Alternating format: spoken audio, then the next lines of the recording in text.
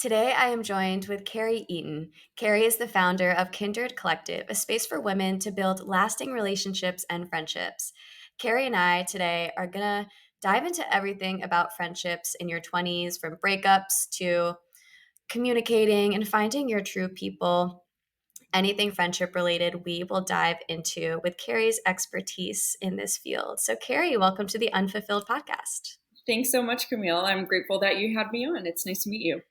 Would love to turn it over to you just to give a little bit of further background on how you got started with Kindred Collective and where your passion behind friendship started. Absolutely. So, again, my name is Carrie Eaton, and I'm the founder and head mentor at Kindred Collective, currently based out of Chicago, Illinois, but actually relocating to Nashville in June, which is pretty exciting. Kindred Collective is really designed to be an online community to bring together women from all different walks of life, but ultimately designed to help young adult women in their 20s and 30s overcome the challenges of making and retaining meaningful adult friendships. And so we help support women in a variety of ways. We really use a unique approach that combines personalized one-on-one coaching. We'll do group workshops and then have some worksheets and assessments that individuals can do on their own time in order to really create that comprehensive and supportive environment for growth. And I'm actually a introverted only child that was born to very two extroverted parents. And so my entire life, I've been put in social situations where I've had to navigate and try and figure out how to meet people and how to connect with people. And so this has always been a passion of mine, is just connecting with others. And then that said, we're also in this really unique period of time post-pandemic where loneliness is a huge issue. So the US Surgeon General released a report a couple years ago declaring that the US is actually in a loneliness epidemic. But on the flip side, we know now through Harvard's longest study on happiness that our friendships and the quality of our social connections are actually the number one factor for enabling us to live happier and healthier lives. Mm. So it's a really important topic. It's something that is a part of everybody's life. And I think friendship coaching is somewhat of a new industry, but also an area that everybody could benefit from.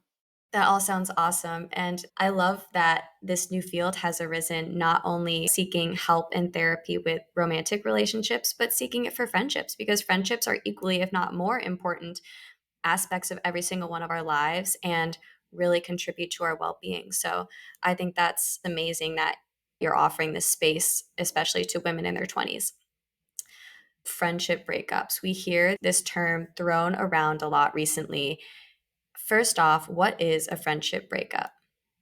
Absolutely. And really relevant to our conversation today, I actually did an Instagram poll yesterday in anticipation of today's call and Mhm. found it really interesting that 100% of people who responded said that they have all had a friendship breakup. So I love that you're asking us to define what that actually looks like because it'll give context for the rest of our conversation today. But Mhm. a friendship breakup is simply when you choose to end the relationship or end the friendship based on a variety of reasons. It could either be a matter of fault, so something happens that damages the relationship, or a matter of fit, which is where you might have outgrown the relationship, you might have grown yourself and have different values or perspectives than what your friend does, and so you decide to go your separate ways. That's so interesting. I never thought of it that way, that there's multiple kinds of friendship breakups. You almost just hear the word breakup and you're just like, oh, well, they fall into that breakup category. So thank you so much for sharing that. Let's start with fit. So I guess could you provide further context on what leaving a friendship or stepping away from a friendship due to fit might look like? Absolutely. Yep. And before hopping into that, too, I just want to share the context that the research actually shows us that every 7 years, we go through this natural pruning or shedding process with our friends. And we actually lose about 50% of our friends every seven Wow. years. So I just want to reassure everybody on the call, and again, anybody that's experienced a friendship breakup, that this is a normal part of life and it's something to be expected. And I think this category of fit really shed some more light into why that is. And so Yeah, with fit, I mean, it really just means that we've outgrown the friendship. So this could either be, again, like I'd mentioned previously, maybe your values have changed. So your values really dictate your behaviors, your goals, where you want to go in life, how you show up in different places and spaces.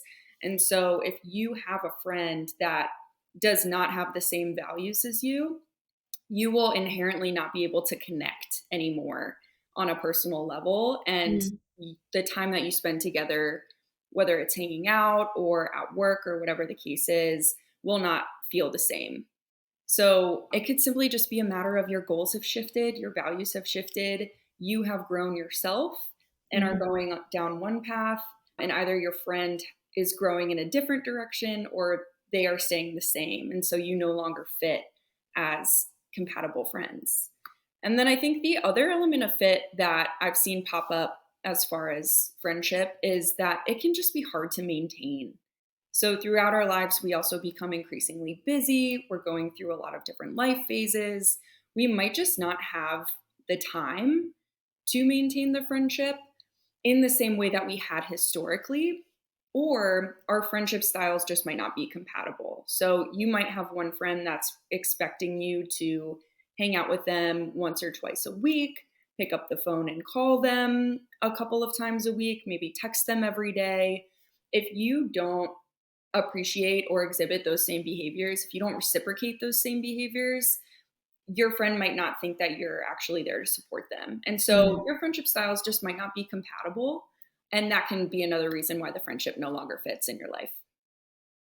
That's so true. I think of certain people who aren't good at communicating and aren't good at checking in, and I might go months without talking to certain friends, and as someone who sometimes often takes things personally and like internalizes certain behaviors, I've realized I feel more connected to friends who do more consistently reach out and express that consistency and same level of care and compassion that I like to think I put into friendships. So that's a really interesting point. It's not necessarily do you have all the same interests and values and are aligned in that way. It's do your communication styles fit?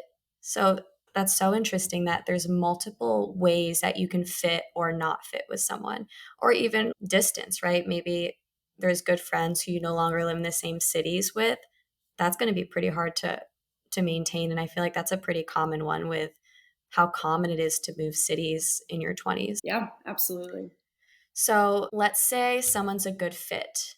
What about fault? What does that look like? So, fault is really meant to describe when there's a conflict in your friendship or relationship that stems from a trust issue. So maybe something happened or your friend exhibited some type of behavior that broke your trust that you have with one another. And trust is really foundational for a quality friendship. So it could either be a pattern of behavior where they've continued to do the same things or continue to mistreat you, or just act in ways that, again, you're not aligned with, that don't align with how you want your friends to treat you. Sure. So that could be one side of the spectrum, or it could be one moment in time, one pivotal event. Maybe they, this is a little dramatic, but hit on the guy that you like or that you're Mhm. seeing, or they talk bad about you to another friend. That really breaks the trust between you two. Yeah, okay, that makes sense. So, I mean, that example you gave honestly is probably a pretty common one. It's like, I'm sure guys get in the way of a lot of friendships. Okay, so we've defined both fit and fault. So, now that we know what they are and what they could look like, how can we assess the health of our own friendships and relationships in our lives? Yeah, so there's a couple of ways where you can take a step back and be introspective and think through, okay, is this friendship actually a good fit for me? Is this a healthy relationship to keep and maintain in my life? And so I think there's a couple of red flags that will let us know when it's time to let go. We just talked about one of them, which is recurrent negative behavior. So if a friend is doing something like gossiping about you behind your back, you're getting wind of it from other people in your circle, you try to address it, they say they're sorry, and then this behavior continues to happen. that's a bit of a flag of knowing when to let go. Again, we also talked about one of those pivotal trust breaking moments.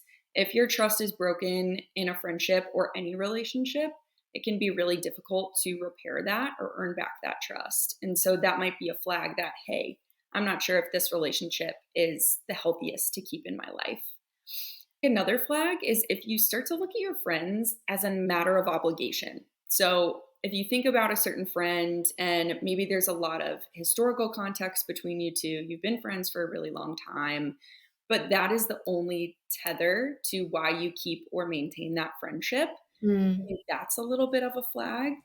And then, similarly, in that same vein, I would say a lack of interest in the friendship in general. So maybe you don't really care to keep up with that friend. Maybe you don't really care about who they're dating or what's new in their job. You just don't have the emotional capacity or the energy to spend on that relationship. That's another one.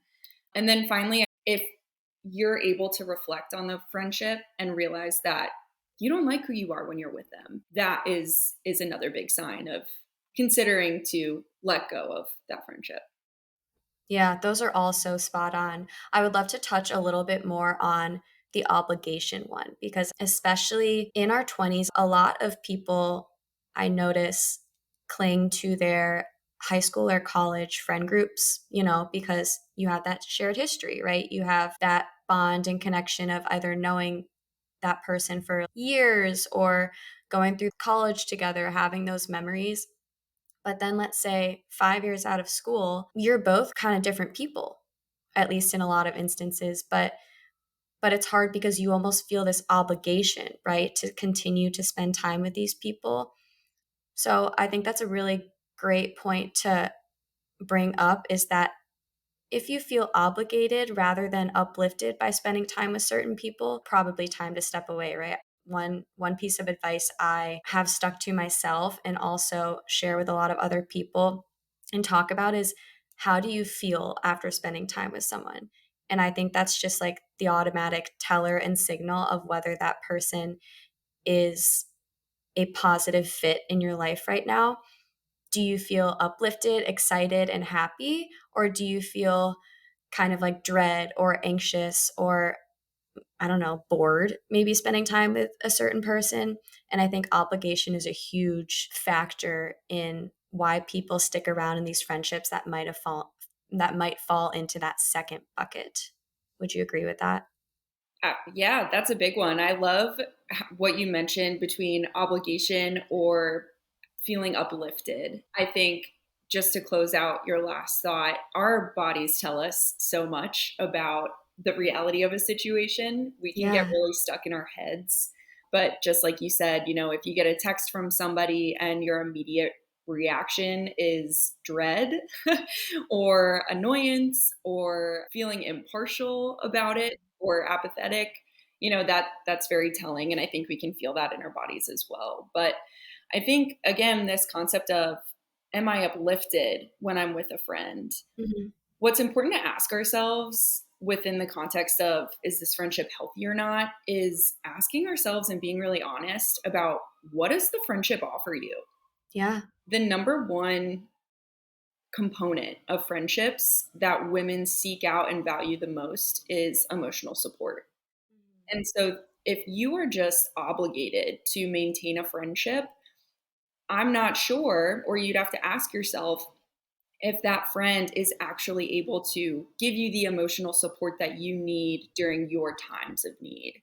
I think friendships, too, especially within women, offer an opportunity for vulnerability and to share the deepest parts of ourselves and what we're going through in our lives. And that is a key component of the friendship being able to make us happier and healthier and more fulfilled in the long term. And so, if we're not getting either of those things from a friend and we're just feeling obligated to hang out with them, then again, it might be time to reconsider the status of that relationship. But really honing in on that question, what does the friendship offer you, can give you more clarity than you might expect.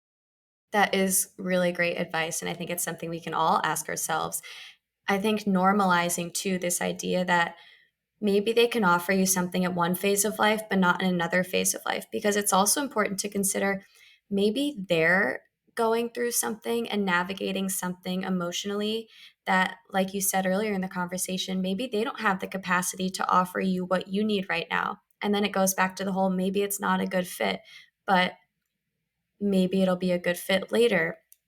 And I think, especially as women, we do have to consider that emotional aspect of friendships because we need emotional support. Our friends need emotional support. But as women, we like to project our insecurities in lots of different ways. And so I think sometimes when we look, at least I've experienced this, and I'm sure a lot of people can relate, when we look for emotional support from friends, a lot of girls, women, during these phases of transition, of trying to become more confident, finding yourself, it's often hard to offer that support for a lot of people when they don't internally feel maybe fulfilled or confident themselves.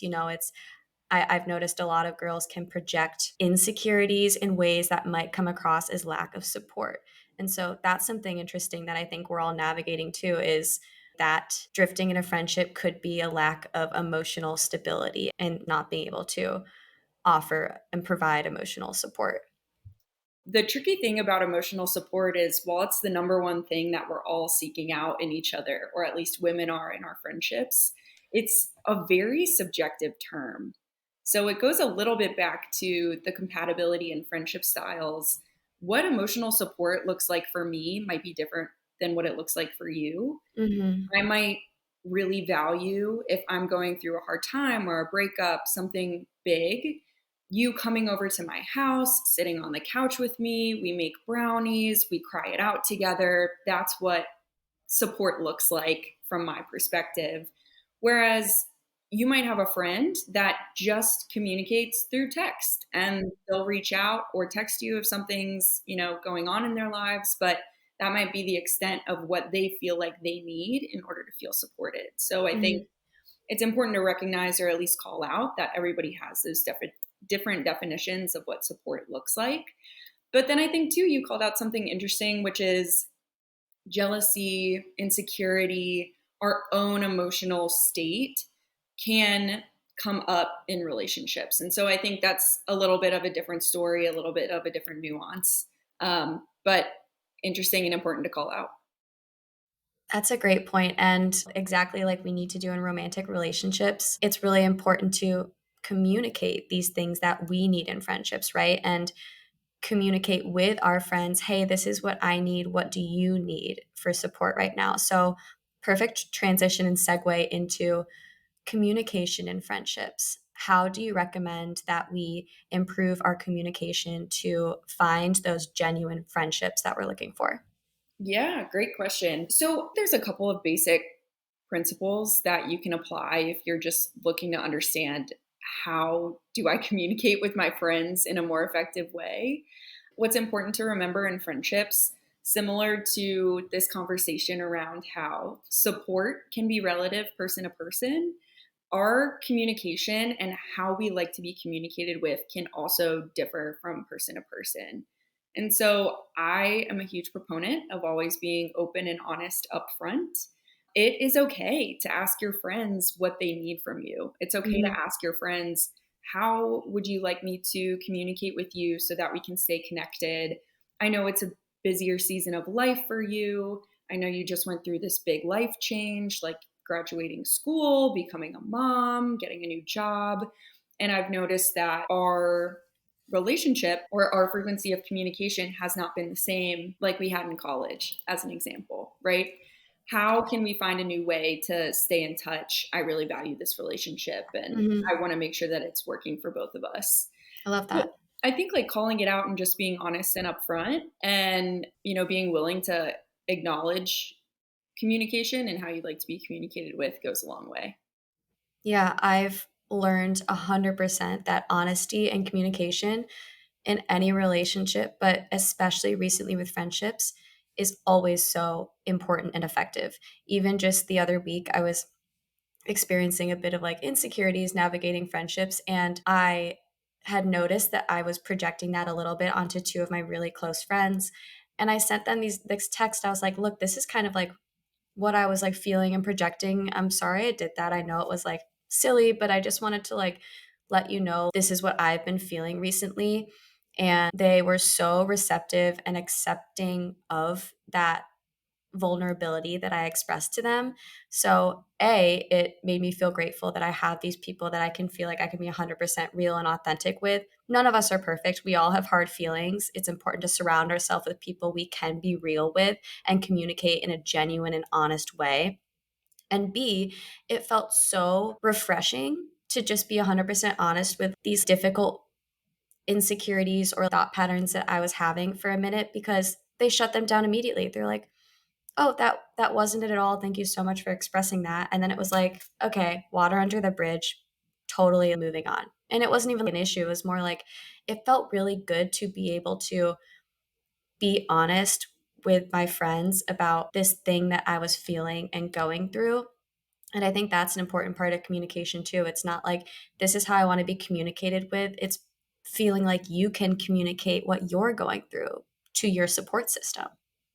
I think that's a really beautiful example of the opportunity for friends to be able to hold each other accountable. And I'll paint it within the context of another value that women have within friendships. And this is something that I've learned from Danielle Bayard Jackson. She's an incredible friendship educator in this space, but is that women value symmetry. So when you're going to a friend and you're taking that step to apologize, like in the example you just provided, or at least process what you're emotionally experiencing and going through with your friends, it does not make you better or worse than the other party.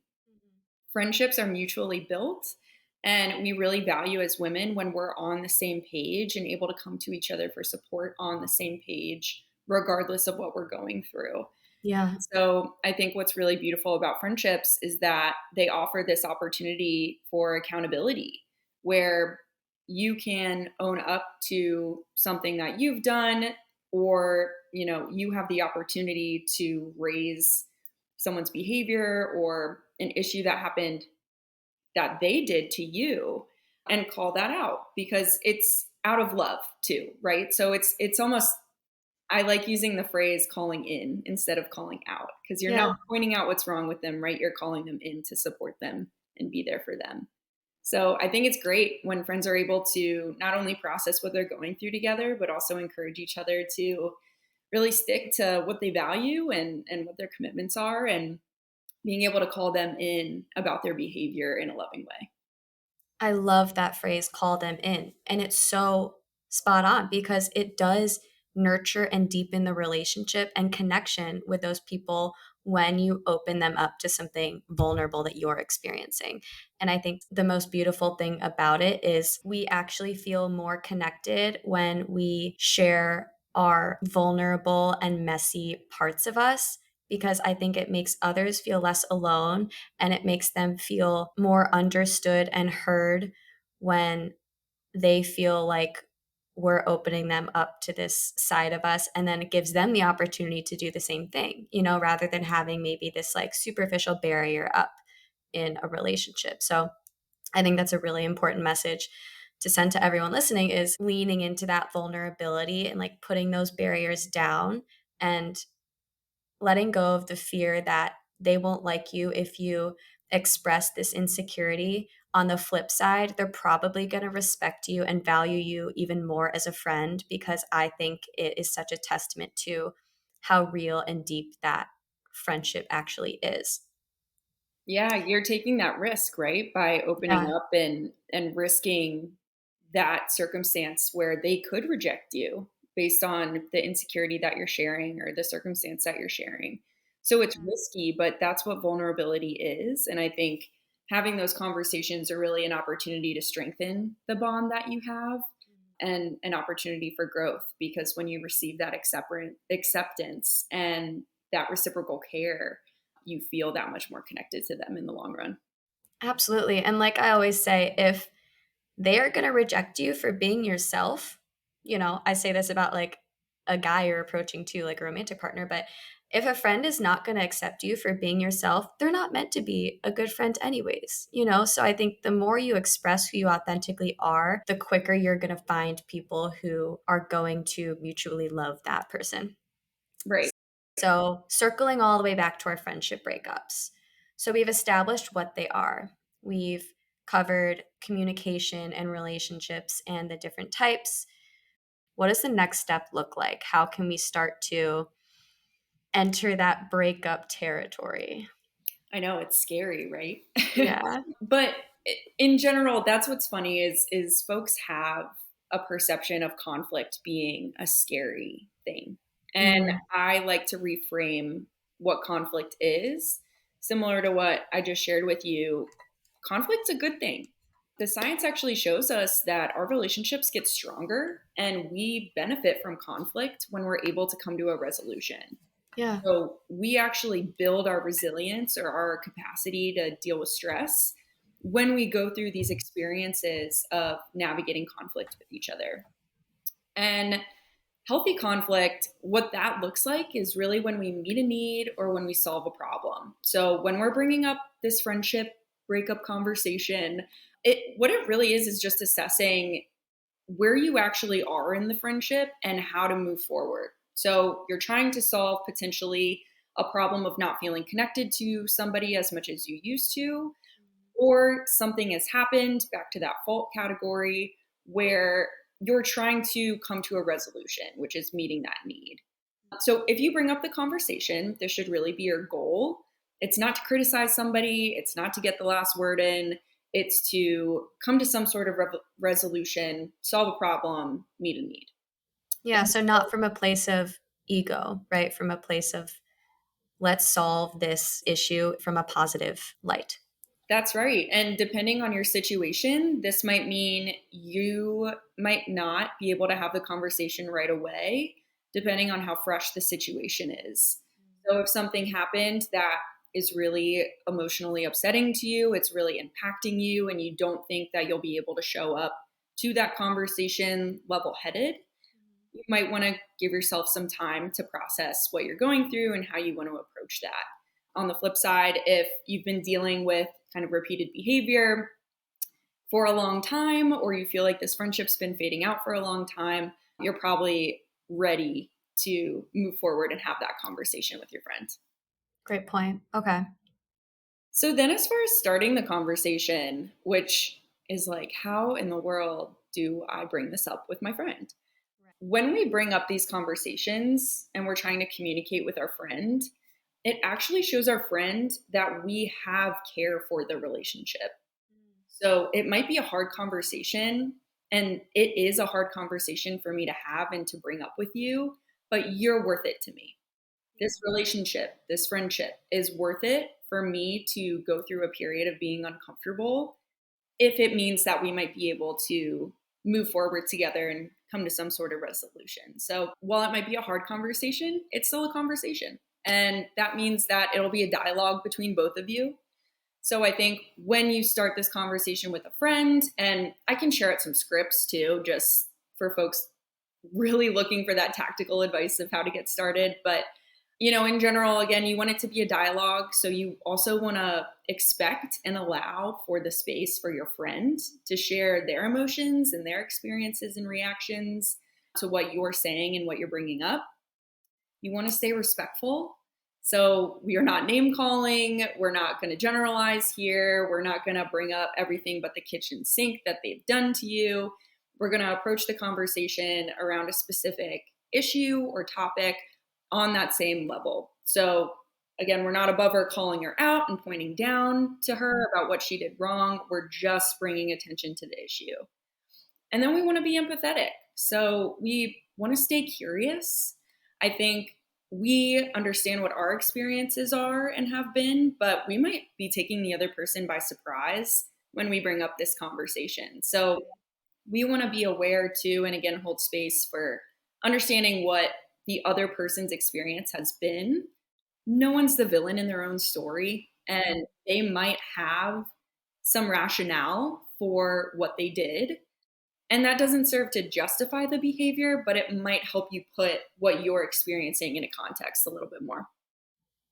That's so interesting and such a great point, because the reality is they might not have done anything quote wrong or anything super serious to kind of provoke this conversation. I think of a lot of my own friendships, and sometimes it's just like a bit of a slow fade. It's like a distancing. It's like a, we used to be close, but now it's just like last bunch of times I've spent time with you, I've felt not great.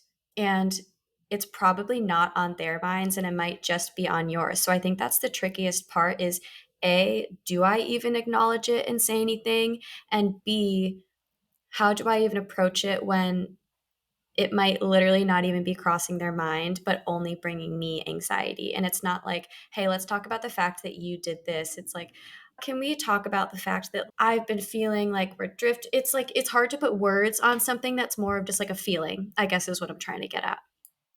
That makes total sense. And I think that's a perfect situation for where people might be confused about, do I even have this conversation in the first place? Or Yeah. do we let nature, run its course here? And I think it goes back to that question of, what does this friendship bring to you? What does this friendship mean to you?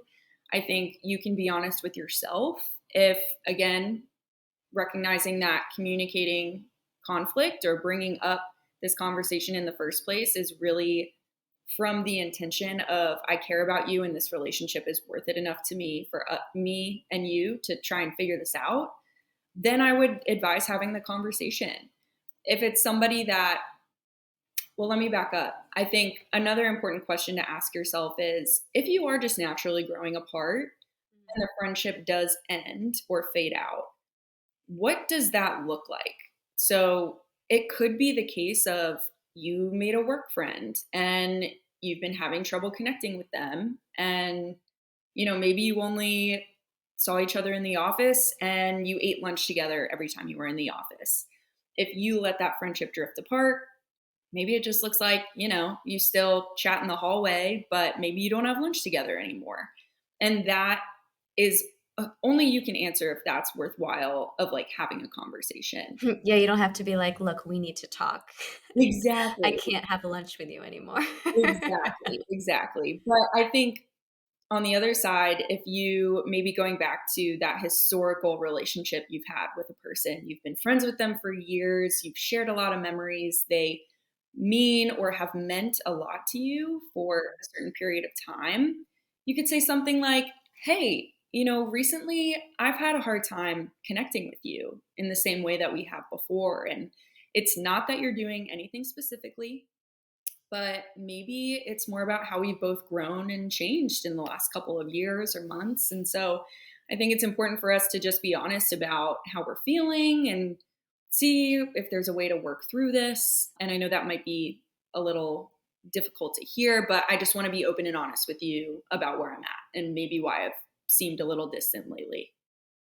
I think that's a spot on way to approach it. And I love that you specifically said you didn't do anything wrong necessarily, but this is how I'm feeling. I think what that does is it removes the blame, right? It removes the finger pointing and it makes it more of an open conversation, because that is what it is. What you've expressed and what I totally agree with is that you can enter these friendship breakup conversations without really expectations and more from a curious standpoint, going in, expressing yourself, and also getting curious about what they have to say about it. And maybe depending on their answer and depending on how that aligns with where you're at, that maybe determines like, are we going to go through this breakup or are we going to kind of like work to improve our communication? Maybe it just had to be put out there that like, hey, I just like maybe need like a little more communication, or like, this is what I'm feeling.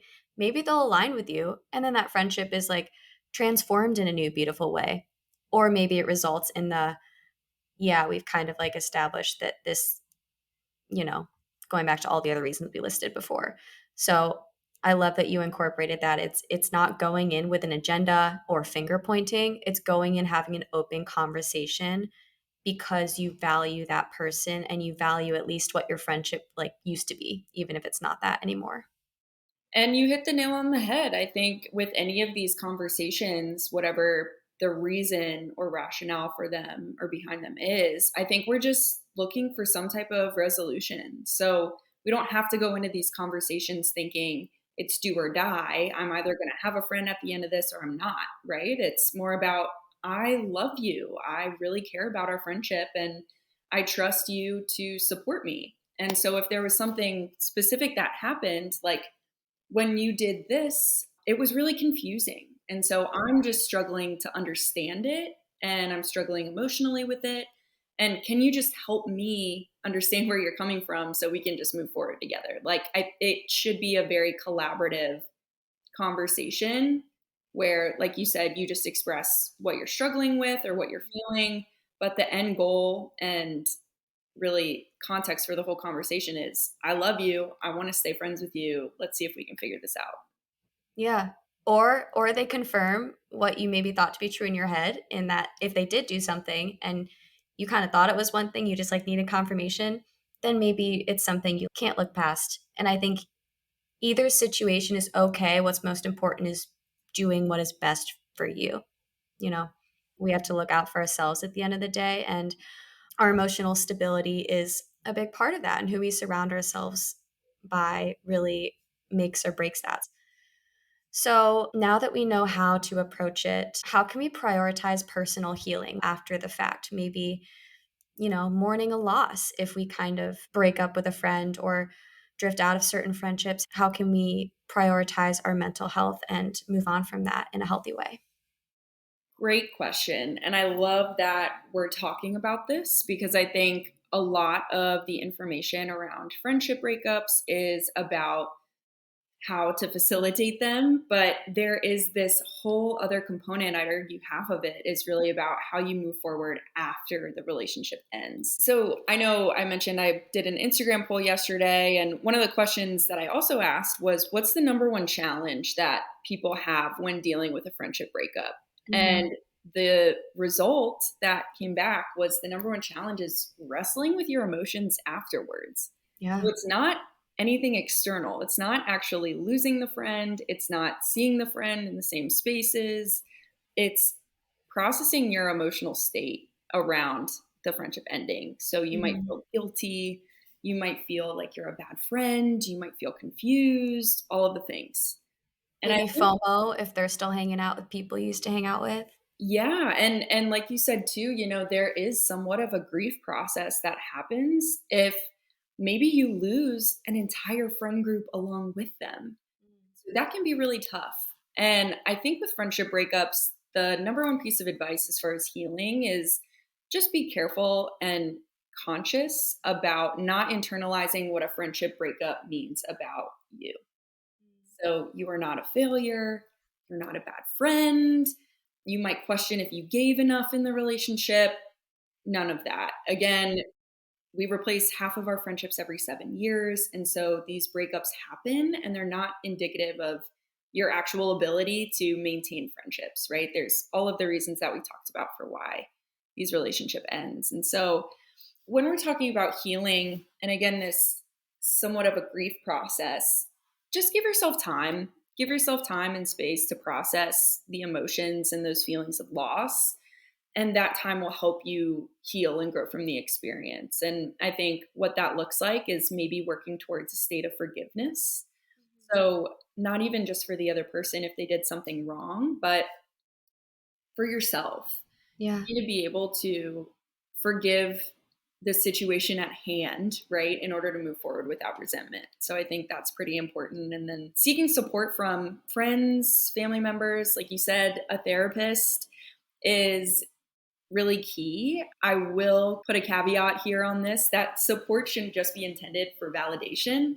So I think after friendship breakups, we have a tendency, and it's natural, to go to people in our circle and, you know, justify I'm right and they're wrong. But instead, really, we want to seek out support just to continue navigating that emotional process or feelings of guilt, again, to move us closer towards that state of forgiveness.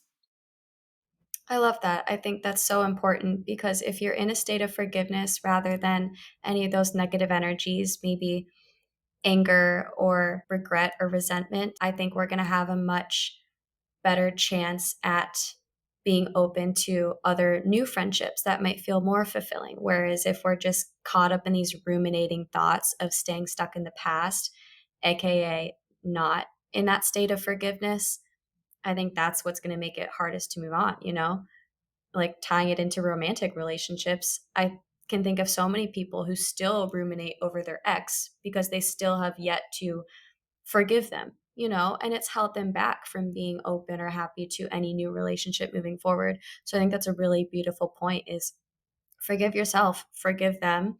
And there are millions of other potential friends out there. And like you said, we find new ones every couple years and we just need to normalize that, you know, normalize these cycles. And like there might be a bit of a lonely period between and after the fact. It's important to not just move backwards because you're scared of that loneliness period. Go to those friends that you do have in your life that you can have as support. Go to those family members. Don't just move backwards to those old friendships or relationships that weren't serving you. You know, I think maybe you would agree with this is constantly reminding ourselves of the why, of like why maybe we ended it or why we're drifting, remind ourselves of those feelings that we were feeling in those friendships to remind us why we need to move on regardless of any difficult feelings. Yeah, I think you touch on something that I would call reframing your own narrative. And so I feel like this is tactically how we move into that state of forgiveness. So through healing towards a state of forgiveness, we want to take a look at the stories that we're telling ourselves about the situation and about ourselves. And so emotionally, everybody has their own story, their own narrative about what happened in this friendship and why you chose to move on the way you did, right? And I think something that's really powerful that we know just from mindfulness in general is practicing gratitude. And so I think when you give yourself time and space to feel all of your feelings, you might get to a place where you're able to think about what did this relationship bring into my life? And, you know, naming what you're grateful for from that experience. And it it doesn't have to be something like, you know, I'm grateful that now I know what a snake looks like, right? Like it's we're not doing that, but we can acknowledge. Sneaky gratitude. Yes, yes. So we want to be careful of that. But we have an opportunity to reflect on the relationship and say, hey, you know what? I'm really grateful for the support that that person provided to me during this specific period of my life. I needed that. You know, this connection was really beneficial for me for those couple of years. And now we can go our separate ways and move forward again without resentment. So I think reflecting on and thinking through what are your internal narratives about the situation is really important in helping you move towards that state of forgiveness. That's a great point. I'm going to tie a beautiful little bow on the top of that conversation. And I think that's the full cycle of a friendship breakup. Was there anything we left out, Carrie, that you want to touch on before we wrap up? I think the last thing that I would add is that it can also be beneficial to change your environment. So if you do have a friendship breakup, if you naturally grow apart from somebody in a specific relationship, or if something happens where you're no longer able to see them or connect with them anymore, it's a really great next step to focus on you again and really turn inward and think about what are some new activities that I can try that are different from what I used to do with this old friend. What are some classes I can take or sports leagues that I can join that allow me to prioritize my own interests and maybe meet new people as well? And so I think that's really key. And ultimately, being conscientious about social media as well. I think Yeah. with friendship breakups, we can turn to social media as a tool to process what we're emotionally going through, whether we repost something about the situation at hand or if we see them posting about the situation at hand, right? So we might want to step into a new chapter, change our environment, maybe mute somebody or unfriend somebody if that is the most beneficial for you and your healing process. So I think all of this considered, you should be really proud of yourself if you take the step to communicate with your friends, communicate how much you value the relationship and are trying to seek some resolution. kudos to you for successfully having that conversation. And regardless of the outcome, it's just an opportunity to really switch up your environment and turn inward and focus on what you value and what you're interested in and where you want to go from there. So I love what you said. It's we kind of covered that perfect life cycle of a friendship today. Yeah, absolutely. And couldn't agree more. It takes so much strength, vulnerability, and confidence to take these steps. So, again, be proud of yourself, have compassion with yourself, and use these amazing pieces of advice from Carrie. And if you want more from Carrie, where can everyone find you? You're incredible, and I absolutely love everything that you're doing and talking about. So, I'm sure they want more. Thank you, thank you, thank you. You can find me on Instagram at Kindred Collective Official. And then my TikTok is at underscore Kindred Collective underscore. And then what I'll do, Camille, is just share out a link to my link tree. So on there, you can find my email and also book a connection call with me, which is just a 30-minute call. It's totally free, but really a session for you and me to figure out the state of your social health and then identify any goals that you have or challenges that you have around friendship and how I can support you in meeting those. And so I'll share that out with you for the show notes. But thank you again just for having me on and for highlighting such an important topic. I really appreciate it, and I'm grateful that we got to meet. Thanks so much, Carrie.